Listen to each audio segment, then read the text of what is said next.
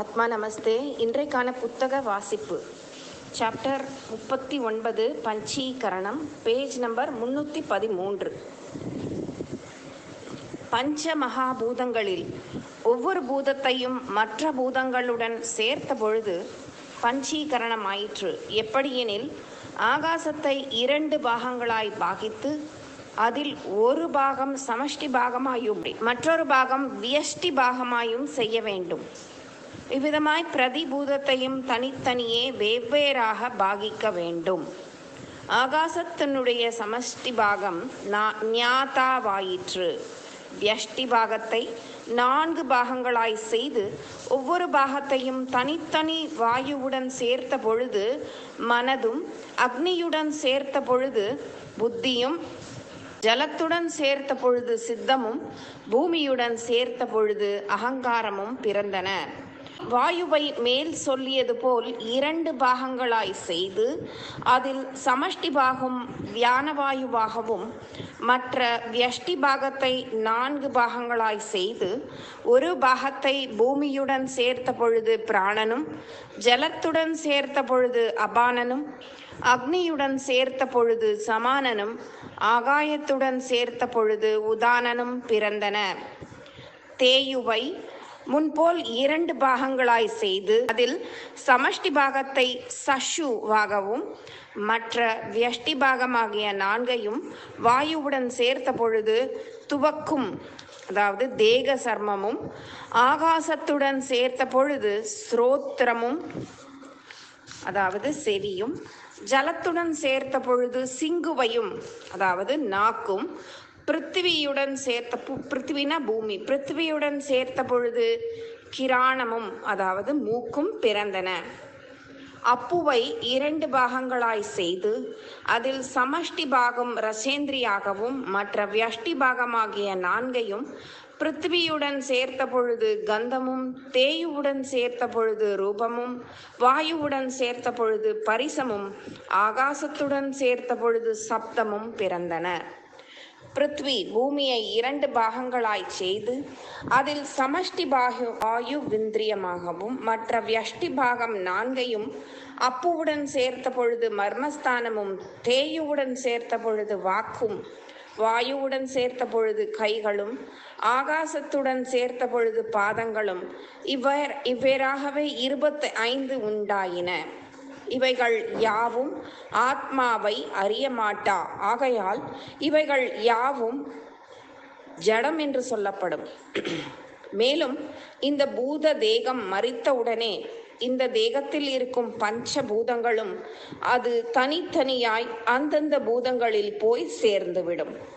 மறுபடியும் ஜீவன் வேறு சரீரத்தை அடையும் பொழுது அவனவன் செய்த கர்மானுசாரமாய் எந்த தாயின் கர்ப்பத்தில் போய் ஜனிக்க வேண்டுமோ அந்த தாயின் கர்ப்பத்தில் பஞ்சபூதங்கள் பிருத்வி, அப்பு, தேயு, வாயு, ஆகாசங்களால் ஏற்படுத்தப்பட்டிருக்கும் ஸ்தூல சரீரத்தில் தாய் உள்ளுக்கு இழுக்கும் மூச்சு வழியாய் ஜீவன் பிரவேசித்து சிசுவின் கர்ப்பத்தில் உள்ள ஹிருதய கமலத்தில் இருக்கும் ஜலத்தில் போய் சேர்ந்து மறுபடியும் சிசுவாய் பிறக்கின்றது.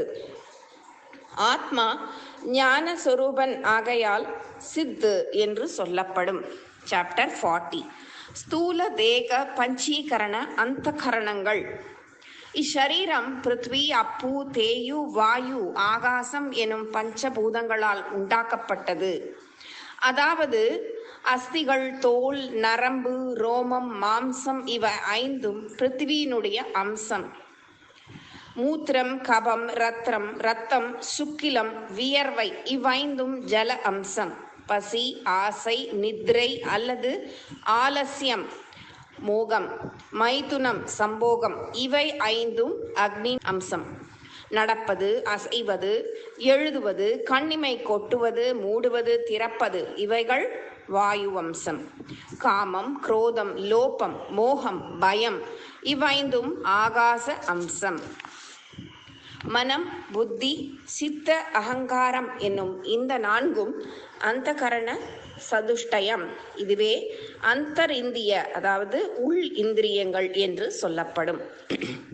இம்மனம் அதிவேகமுள்ளது. அன்றியும் கண்கள், மூக்கு, வாய், செவிகள், சரீரத்தின் மேலிருக்கும் தோல், இந்த 5 இந்திரியங்களுக்கும் மனதானது விஷயங்களில் விசேஷ ஊக்கத்தை கொடுக்கத்தக்கதாய் இருக்கின்றது.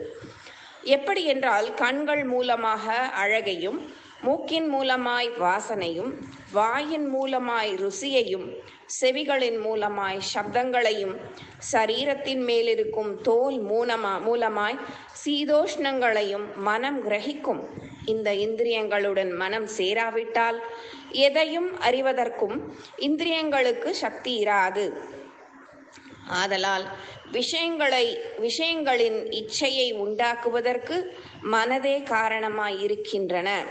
விஷயங்களும் இந்திரியங்களும் சேர்த்து அதில் மனம் சேராவிட்டால் வெளி இந்திரியங்களுக்கு விஷய பிரவிற்த்தி இல்லை. ஆதலால் இந்திரியங்களுக்கு விஷய ஊக்கத்தை கொடுப்பதற்கு மனதே காரணமாய் இருக்கின்றது. புத்தி இது நல்லது, இது கெட்டது என்று அறிந்து நிச்சயிக்கும். சித்தம் மனதின் சொரூபமே சித்தமாகும். சித்தம் என்று ஒரு தனித்த பொருள் இல்லை. இச்சித்தம் என்பது மனத்தின் தொழிலாகிய நினைப்பே அன்றி இச்சித்தம் என்பது ஒரு தனித்த தத்துவம் அல்ல. அகங்காரம். இதன் குணம் யாதெனில், நானே கர்த்தன், என்னை விட அதிகப்பட்டவன் எவனுமில்லை என்று அனுமானித்து காரியங்களை விசாரிக்காமல் தன்னிஷ்டம் போல் சர்வ காரியங்களையும் செய்து கொண்டிருக்கும். இந்த மனோபுத்தி சித்த அகங்காரங்கள் ஒன்றாய் கூடினதே அந்தகரணம் என்று சொல்லப்படும். இதற்கு ஸ்ருதி பிரமாணம் என்னவென்றால், அது ஒரு பாட்டு இருக்கு. அதுக்கு அடுத்தது 41 சாப்டர் 41ல சாத்விக ராஜச தாமசம் என குணங்கள். சாத்விக், ரஜஸ், தமஸ் அப்படின்னு நம்ம சொல்றோம் இல்லையா? அப்படின்னா என்ன அப்படிங்கிறத எக்ஸ்பிளைன் பண்றாரு. Page number 318. ஹே, நீண்ட கைகளை உடைய ஓ அர்ஜுனா, மாயையினால் உண்டாகிய சாத்வீகம், ராஜசம், தாமசம் என்கின்ற 3 குணங்களும் தேகத்தை மூடிக்கொண்டு எந்த விகாரங்களும் இல்லாதவனாயும் நாசரஹிதனாயும் இருக்கும் ஆத்மாவை மறைக்கின்றன. இந்த 3 குணங்களும் எப்படிப்பட்டவை என்றால், சத்வம் பொய் சொல்லாமல் இருப்பது, ஜீவ ஹிம்சை செய்யாமல் இருப்பது, சத்தியம் தவறாமல் இருப்பது. சத்தியம்னா வாக்கு கொடுத்தா அதை நிறைவேற்றுறது, அதான் தவறாம இருக்கிறது. களவு செய்யாமல் இருப்பது, ஏகபத்தினி விரதத்துடன் இருப்பது, கோபமில்லாமல் இருப்பது, குரு சிஷ்யர்சை சௌச்சம் சந்தோஷம், ஆச்சாரம், டம்பமில்லாமல் இருப்பது, ஜீவகாருண்யமாய் இருப்பது ஆகிய இவை முதலான குணங்கள் உடையவன் சாத்வீகன். ராஜசம், நான் கர்த்தன், நான் போக்தன், நான் தாத்தா என்று அகங்காரம் கொண்டிருப்பவன் ராஜசன். தாமசம், நித்திரை, ஆலசியம். ஆலசினா சோம்பேறித்தனம் தெரிஞ்சிருக்கும். நித்திரை, ஆலசியம், மோகம், ராகம், மைத்துனம்னா சம்போகம், திருட்டுத்தனம், மோசம், கோபம் ஆகிய இவை முதலான குணங்கள் உடையவன் தாமசன். உத்தமம் சாத்வீக குணம், மத்தியமம் ராஜச குணம், அதமம் தாமச குணம். சாத்வீக குணம் என்றால் என்ன? பரிசுத்தம் உண்டாய் நிவர்த்தி மார்க்கமும், அஞ்சனம் சலிக்காத பகவத் பக்தியும், குரு பக்தியும், சாது ஜன விஸ்வாசமும், அபேதம் அதாவது பேதமில்லாத பிரம்மஜானமும் உண்டாகும். அஞ்சனம் சலிக்காத ஒரு மனோபாவம்.